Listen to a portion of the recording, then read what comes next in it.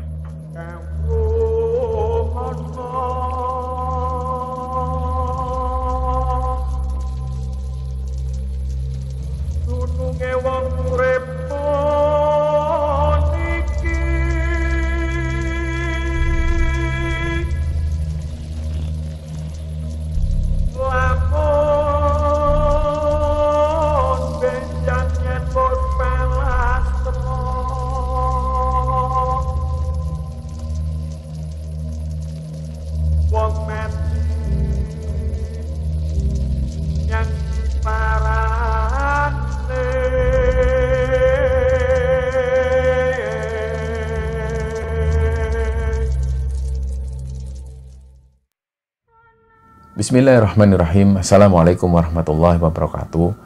Sobat Kembaran Sunyi dimanapun berada, pada kesempatan kali ini kami akan bercerita tentang sebuah kisah yang dialami oleh Resa di sekitaran tahun 2006 di Rumah Sakit Darmo, Surabaya. Sebelum kita masuk ke ceritanya, untuk teman-teman yang nonton tayangan ini dan belum subscribe, jangan lupa untuk subscribe lebih dulu agar channel Kembaran Sunyi ini lebih berkembang lagi dan kami lebih bersemangat lagi dalam membuat konten-konten terbaru di Kembaran Sunyi. Dan untuk teman-teman yang telah mendukung kami sejauh ini, kami mengucapkan terima kasih banyak. Semoga amal kebaikan teman-teman dibalas kebaikan berlipat oleh Allah Subhanahu wa Ta'ala.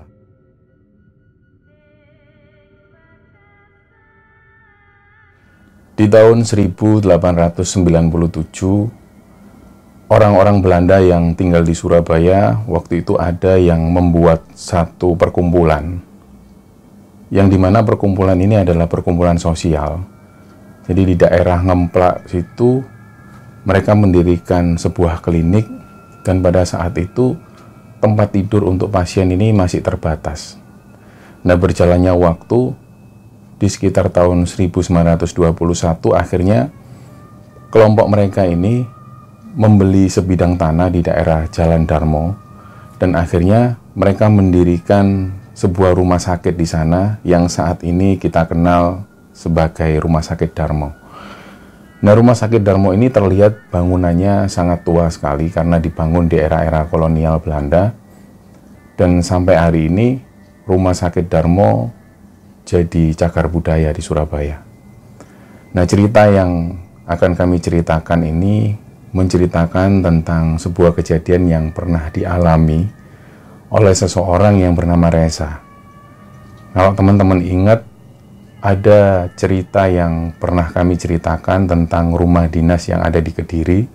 Cerita itu dikirimkan oleh Resa, dan saat ini Resa mengirimkan kembali sebuah cerita pengalaman dia sendiri pada saat dia opnam di Rumah Sakit Darmo di Surabaya.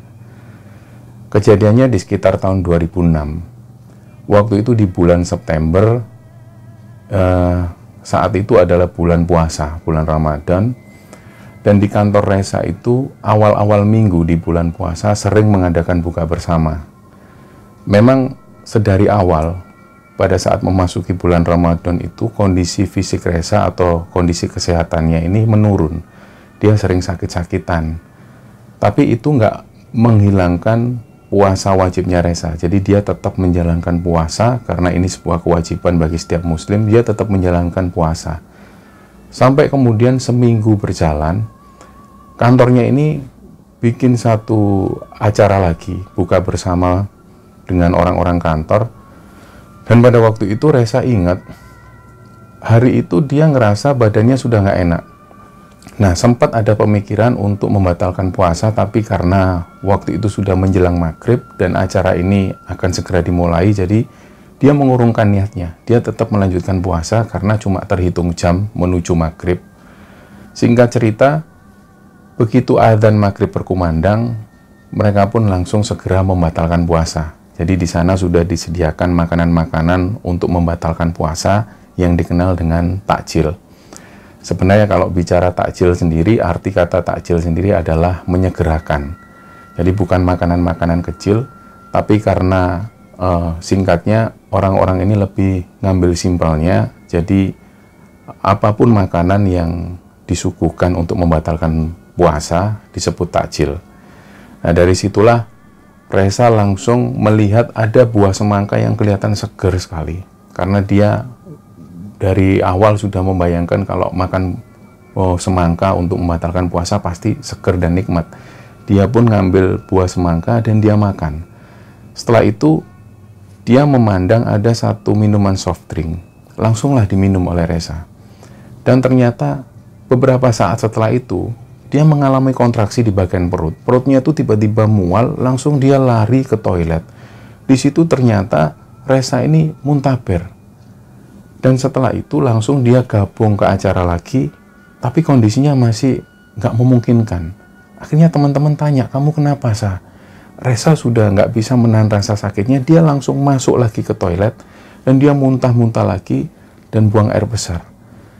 Dari situlah karena teman-temannya ini sudah menganggap bahwa Reza ini nggak baik-baik saja, akhirnya dilarikanlah Reza ini ke rumah sakit yang dekat dengan kantornya. Kebetulan kantor Reza ini dekat sekali dengan rumah sakit Darmo.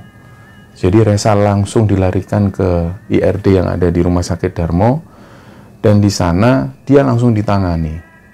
Setelah itu barulah ada keputusan dari pihak rumah sakit bahwa Reza ini harus opnam karena keadaannya parah. Sekitar jam 7 malam barulah dicarikan kamar, karena Reza ini sebenarnya ada fasilitas dari kantor untuk menepati kamar opnam di kelas 1. Tapi karena pada waktu itu kamar opnam yang ada di kelas 1 ini sudah penuh semua, jadi dia harus ditempatkan di kelas 2. Nah, Reza awalnya berpikir nggak masalah, yang penting fasilitasnya memadai, dia dirawat di sana dengan baik. Akhirnya Reza pun masuk ke kamar ruang rawat inap ini. Nah, sambil menunggu laporan dari lab keesokan harinya. Di ruang inap kelas 2 ini, itu ada satu kamar yang di sana ada 2 tempat tidur, yang hanya dibatasi dengan kelambu yang memutari tempat tidur, dan ada 1 buah televisi. Di situ Reza ditempatkan dan masih ada teman-temannya. Nah, sekitar jam 9 malam barulah ibunya Reza dan adiknya Reza yang panggilannya Sinyo ini datang. Begitu dia datang, langsung ibunya itu kelihatan kayak agak khawatir. Nah, setelah dijelaskan Reza bahwa kondisinya masih baik-baik saja, ibunya pun agak tenang. Nah, waktu itu di sebelah Reza ini ada yang juga rawat inap, ada yang lagi sakit. Di belakangan hari dia kenal nama pasien ini adalah Pak Peter. Pak Peter ini ternyata sakit jantung. Dari situ setelah berkenalan dengan Pak Peter sendiri ini orangnya sangat mudah akrab. Jadi ketika ibunya Reza dan juga adiknya Reza datang, beliau ini ikut ngobrol, ikut nimbrung. Dan setelah itu akhirnya adiknya Reza yang namanya Sinyo ini sempat ngomong ke Reza, malam ini aku yang nungguin di sini aja, Mas. Tapi waktu itu ibunya nggak mau loh, jangan Dek. Kamu kalau di sinilah ibu sendirian. Kan ayah lagi di Kediri dinas, kamu itu gimana? Akhirnya malam itu nggak jadi. Adiknya yang semula pingin menemani kakaknya untuk jaga di rumah sakit itu, karena ibunya ini takut sendirian, malam itu nggak jadi. Sekitar jam setengah 10 malam, ibunya dan juga adiknya Reza ini pun pulang. Dari situ belum lama kenal Pak Peter ini sudah banyak cerita. Dari situ Pak Peter cerita bahwa ternyata dia ini harus dipasang ring di bagian jantungnya. Dia cerita, Mas jaga kesehatan supaya nggak kayak saya. Saya ini sudah sakit jantung bertahun-tahun dan sampai pada akhirnya harus dipasang ring di jantung saya. Sampean mumpung masih muda, jangan sampai kayak saya, jaga kesehatan. Nah, waktu itu mereka ini sambil nonton TV dan sesekali mereka ngobrol. Nah, dalam obrolan itu nggak tahu kenapa Pak Peter ini cerita banyak panjang lebar, bahkan tentang hobinya yang suka mendengarkan musik-musik dari Elvis Presley. Dari situlah Pak Peter ini cerita, saya itu dari dulu suka sama Elvis, Mas. Saya sampai hafal beberapa lagunya. Nah, di situ Pak Peter ini menyanyikan lagu-lagu dari Elvis dan Reza itu menikmati. Dalam hati Reza, ini orang ini kok cepat akrab, baik lagi, sama siapapun cepat akrab. Nah, malam itu nggak ada kejadian apapun, Reza tidur seperti biasa. Pagi harinya, sekitar jam 7 pagi, ada kunjungan dari dokter. Di situ yang menangani Reza ini adalah seorang dokter spesialis. Dan di sana Reza ditanya-tanya keluhannya seperti apa. Ternyata Reza masih mengeluh ada sakit di bagian perutnya. Perutnya itu terasa panas sekali. Dan di situ dokter menyarankan untuk tetap jaga kesehatan. Reza disuruh untuk istirahat total di situ dan nggak memikirkan apapun yang membuat pikirannya ini kacau. Nah, setelah itu berselang, sore harinya Reza ngobrol lagi dengan Pak Peter. Lagi-lagi yang diobrolkan ini seputar kehidupan sehari-hari, dan di sela-sela obrolan itu Pak Peter selalu menyelipkan pesan ke Reza. Mas Reza, jaga kesehatan, jangan sampai kayak saya. Karena sore itu Reza banyak menerima tamu dari rekan-rekan kerjanya dan juga dari keluarganya. Jadi malam itu sekitar jam 9 kurang, Reza ini sudah tertidur. Dan dilihat waktu itu Pak Peter sudah tertidur karena TV yang semula nyala ini sudah dimatikan. Reza pun tertidur. Sampai kemudian di sekitar jam 1:30 dini hari, dia kebangun karena waktu itu TV ini menyala. Nah, begitu Reza lihat jam, ternyata jam 1:30 dini hari. Dia ngeliat TV nyala, dia berpikir berarti Pak Peter ini belum tidur. Disapalah oleh Reza, karena ini terbatas oleh kelambu yang sudah ditutup. Reza cuman tanya dari balik kelambu itu, Pak Peter kok belum tidur, Pak? Kenapa? Nah, Pak Peter jawab, iya Mas Reza, saya belum bisa tidur, tadi kebangun. Oh ya sudah, ini TV-nya tak kecilin ya Mas. Mas Reza istirahat aja, tidur aja. Oh iya Pak, saya tidur ya Pak. TV ini pun dikecilkan oleh Pak Peter dan Reza lanjut tidur. Nah, sampai kemudian pagi hari, sekitar jam 5 pagi dia kebangun. Reza kebangun, ternyata kelambu yang tadinya tertutup ini sudah kebuka. Reza nengok ke arah tempat tidurnya Pak Peter. Tempat tidur Pak Peter ini sudah rapi. Selang-selang yang tadinya kepasang ini sudah rapi, bahkan barang-barangnya Pak Peter itu sudah rapi semua, sudah kosong. Nah, dalam hati Reza ini berpikir, alhamdulillah akhirnya Pak Peter sembuh. Karena waktu itu terakhir Pak Peter ini pasang ring, jadi mungkin Pak Peter sudah pulang. Nah, dari situlah Reza ini sudah nggak berpikir macam-macam, dia nyalakan TV. Sekitar jam 7 pagi, datanglah suster. Suster ini ngantar makanan dan sekaligus ganti infus. Reza iseng-iseng tanya, Sus, Pak Peter sudah pulang ya? Nah, susternya langsung bilang, loh Mas Reza nggak tahu. Pak Peter sudah meninggal Mas, tadi malam jam 11. Lah Reza otomatis kaget. Sus, yang bener Sus kalau ngomong Sus. Tadi jam 1:30 Pak Peter masih nonton TV dan sempat saya ngobrol sama Pak Peter. Mas, masa saya bohong Mas? Pak Peter ini sudah meninggal tadi jam 11 malam. Mas Reza masih tidur waktu itu. Nah, dari situ Reza ini langsung gak habis pikir, kok bisa kayak gitu? Dia seolah-olah gak percaya, karena jam 1:30 tadi, dia masih sempat ngobrol dengan Pak Peter, dan Pak Peter ini terlihat membalas pertanyaan dari Reza. Dari situ pikiran Reza ini mulai gak karu-karuan, dan setelah kejadian itu, akhirnya Reza ini sempat berpikir, ya sudahlah, kalau memang Pak Peter ini sudah benar-benar meninggal, dan Reza belum sempat pamit, dia hanya bisa membatin. Mudah-mudahan Pak Peter ini diterima di sisinya, dan kalau ada salah, dia ingin minta maaf. Mungkin ada obrolan-obrolan selama beberapa hari itu, dia ada salah-salah kata, dia minta maaf dalam hatinya. Nah, sore itu setelah adik dan juga ibunya Reza ini berkunjung, malam itu Reza sendirian di kamar tersebut. Dan sekitar jam 10 malam, dia masih belum bisa tidur. Sesekali dia ngelihat ke arah tempat tidurnya Pak Peter. Dia lihat sekali lagi, tempat tidurnya ini bersih. Dan nggak ada pikiran apapun, tapi ada rasa khawatir dari diri Reza. Sekitar jam 11 malam, barulah Reza ini memaksakan diri untuk tidur.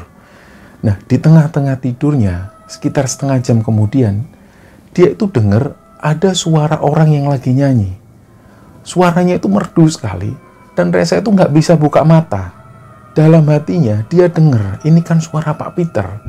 Dan Reza yakin bahwa ini suara Pak Peter yang lagi nyanyi lagu Elvis. Di situ Reza karena nggak bisa buka mata, tapi dia bisa bersuara. Dia coba menyapa Pak Peter. Pak Peter, ini Pak Peter ya? Ternyata ada sapaan dari Pak Peter. Jadi Pak Peter ini selalu dengan sapaan khasnya, halo. Nah, Pak Peter itu nyapa Reza seperti itu. Pak Peter tenang ya di sana ya Pak. Saya minta maaf kalau ada salah-salah. Mungkin selama saya kenal sama Pak Peter ini, saya ada salah-salah kata, saya minta maaf. Iya Reza, saya juga minta maaf ya Sa. Saya pergi dulu ya Sa. Nah, setelah Reza ini mendengar suara seperti itu, tiba-tiba Reza dengar ada suara seperti hembusan angin. Suara hembusan angin ini terdengar agak kencang. Dan begitu hilang, Reza itu baru bisa buka mata. Dan dilihat di sekitarnya itu sepi, nggak ada aktivitas apapun. Dan Reza melihat ke arah tempat tidur yang dulunya ditempati oleh Pak Peter. Tempat tidur ini rapi, nggak ada sisa-sisa apapun dan nggak ada tanda-tanda apapun waktu itu. Nah, pagi harinya ada kabar dari suster bahwa ruangan yang ada di kelas 1 ini sudah ada yang kosong. Reza pun mulai dipindah ke sana dan Reza pun senang. Karena ternyata di kelas 1 ini fasilitasnya tentu berbeda dengan yang ada di kelas 2. Hanya ada satu tempat tidur, ada satu TV dan satu toilet. Nah, pada malam itu, pada saat Reza ini ditempatkan di ruangan kelas 1, adiknya Reza ini menemani. Malam itu setelah mereka ngobrol-ngobrol dan nonton TV sekitar jam 9 malam, Sinyo ini bilang ke Reza, Mas, aku tidur di sini ya. Nanti kalau kamu butuh apa-apa, bangunin aku aja. Kalau nanti aku nggak bangun, kamu lempar bantal atau apalah biar aku bangun. Nah, Sinyo pun akhirnya ngunci pintu kamar itu, dia langsung tidur. Reza pun nggak lama setelah itu dia tidur. Nah, nggak tahu kenapa tiba-tiba dia kebangun. Sekitar jam 1 dini hari dia kebangun karena perutnya Reza ini terasa panas sekali. Dia benar-benar sampai nggak bisa nahan rasa sakitnya itu. Dan di sela-sela dia nahan rasa sakitnya sampai Reza ini berucap. Dia berdoa kepada Allah, ya Allah, berikan mukjizatmu ya Allah. Perutku ini panas banget ya Allah, sampai aku nggak bisa nahan. Berikan mukjizatmu supaya aku bisa sembuh dari penyakit ini. Dan waktu itu Reza masih nahan rasa sakitnya. Perutnya itu terasa panas sekali. Dan itu dirasakan luar biasa panas. Jadi mulai dari jam 1 dini hari sampai 1 jam kemudian dia terus merasakan perutnya ini panas. Jadi waktu itu Reza cuma bolak-balik. Dia cuma terbaring di tempat tidur. Sesekali dia tidur, sesekali dia kebangun. Dan waktu itu nggak tahu jam berapa. Tiba-tiba dia ngelihat ada satu orang dokter dan satu orang suster yang tiba-tiba sudah ada di ruangan Reza. Dia pun kaget, Reza kaget karena ini jam berapa? Kok sudah ada kunjungan dokter? Secara otomatis Reza tanya, loh dok, ini jam berapa ya dok? Dokter ini cuma jawab dengan ketus, jam 3. Lah Reza tanya sekali lagi, loh dok, kok ada kunjungan jam 3 ini? Lah dokter jawab dengan ketus lagi, kamu mau sembuh enggak? Kalau kamu mau sembuh, sudah diem. Ya dok, mau sembuh dok. Ya sudah diem. Nah dokter ini pun mendekat ke arah Reza dan bajunya Reza ini dibuka. Langsung waktu itu tangan dokter ini diletakkan di atas perutnya Reza. Reza itu merasakan tangan dokter ini dingin sekali, bahkan sampai dinginnya ini seperti es batu. Seolah-olah kayak ada es batu yang ditempatkan di perutnya Reza. Jadi perut Reza yang awalnya itu panas, tiba-tiba terasa dingin sekali dan rasa sakitnya itu tiba-tiba menghilang dengan seketika. Dan setelah Reza ini merasa nyaman, dokter ini pun langsung menarik tangannya lagi dan seketika dokter dan suster ini langsung keluar dari kamarnya Reza tanpa pamit, tanpa ngomong apapun. Nah, karena Reza sudah mulai merasa nyaman, dia langsung tidur dengan nyaman. Pagi harinya dia dibangunkan sama si Sinyo adiknya. Mas, bangun mas, dokternya datang. Reza ngelihat jam waktu itu jam 7 pagi.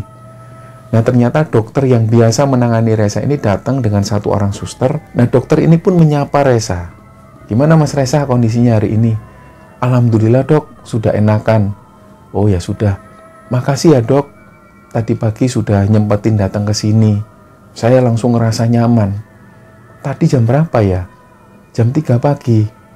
Yang bener aja Mas, jam 3 pagi ya saya istirahat di rumah. Ngapain saya datang ke sini?